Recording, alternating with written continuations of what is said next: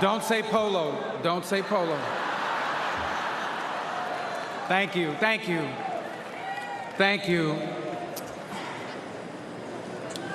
The last few days remind us that the life of every living thing and the breath of all mankind is in the hands of God.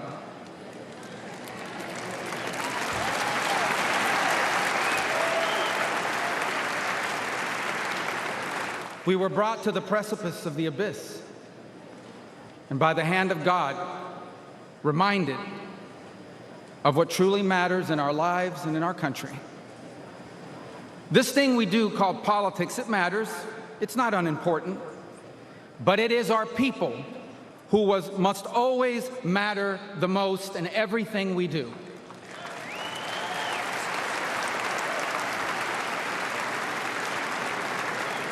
By giving voice to everyday Americans, President Trump has not just transformed our party, he has inspired a movement.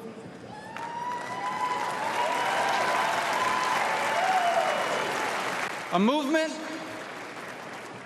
of the people who grow our food and drive our trucks, the people who make our cars and build our homes, the people whose taxes fund our government, and whose children fight our wars. Americans like Corey Comparatori. He was a former fire chief and a loving husband. He was described as the best dad a girl could ever ask for. As a man of God who loved Jesus fiercely and looked after members of his church. Corey was one of the millions of everyday Americans who make our country great. He wasn't rich, he wasn't famous, and the only reason why we know his name and story now is because last Saturday, he shielded his wife and daughter from an assassin's bullet and lost his life the way he lived it, a hero.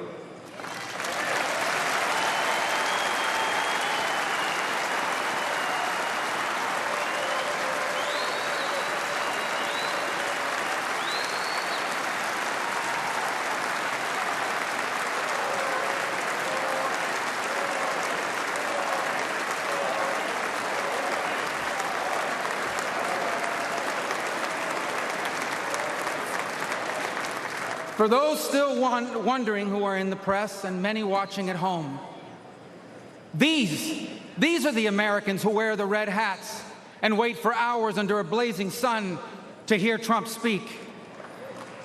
And what they want, what they ask for, it is not hateful or extreme. What they want is good jobs and lower prices. They want borders that are secure, and for those who come here to do so legally. They want to be safe from criminals and from terrorists. And they want for our leaders to care more about our problems here at home than about the problems of other countries far away.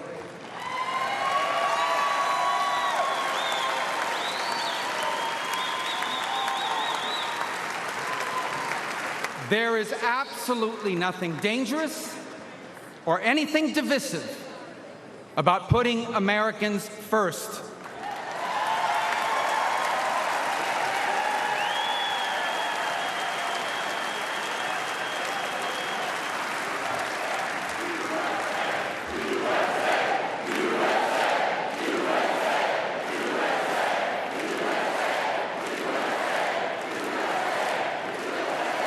Those who are offended, anyone who is offended about putting America first has forgotten what American is and what American means.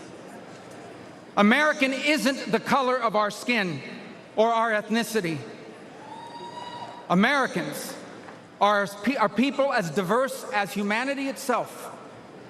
But out of many, we are one. Because as the life story of our next Vice President, J.D. Vance, reminds us, we are all descendants of ordinary people who achieved extraordinary things.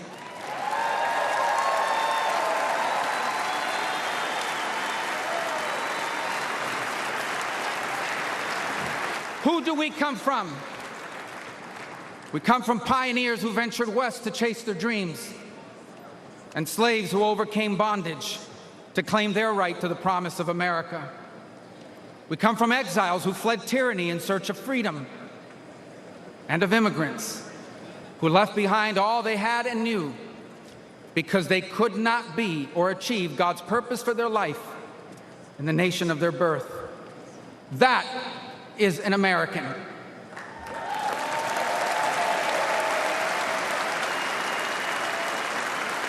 And putting Americans first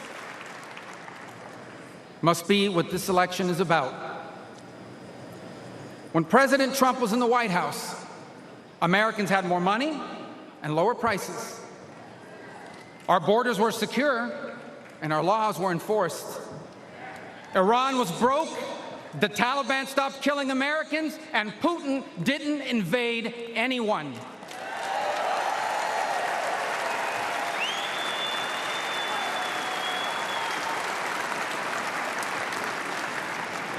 Now, under Biden, high prices devour paychecks.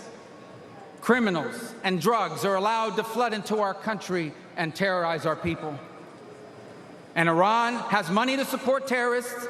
The Taliban humiliated us in Afghanistan, and not one, but two major wars have broken out.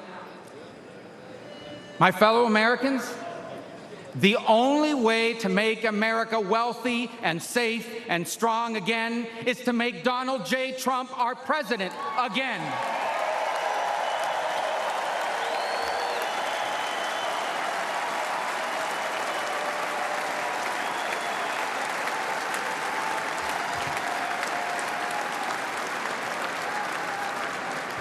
Our country has been injured by the bad decisions of weak leaders. But now, though bloodied by our wounds, we must stand up and we must fight. Fight not with violence or destruction, but with our voices and our votes. Fight not against each other, but for the hopes and dreams we share in common and make us one. And fight for an America where we are safe from those who seek to harm us on our streets and from abroad. And we will not be alone in this fight.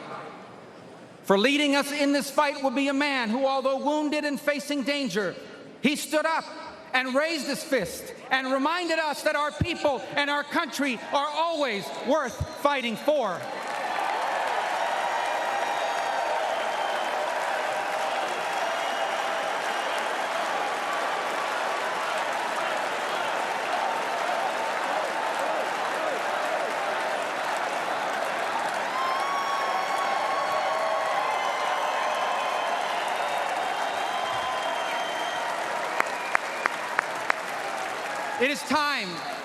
It is time to put our country and our people first again. And if we do, together, we will make our people wealthy again. If we do, together, we will make our country safe again. Together, we will make Donald Trump our president again.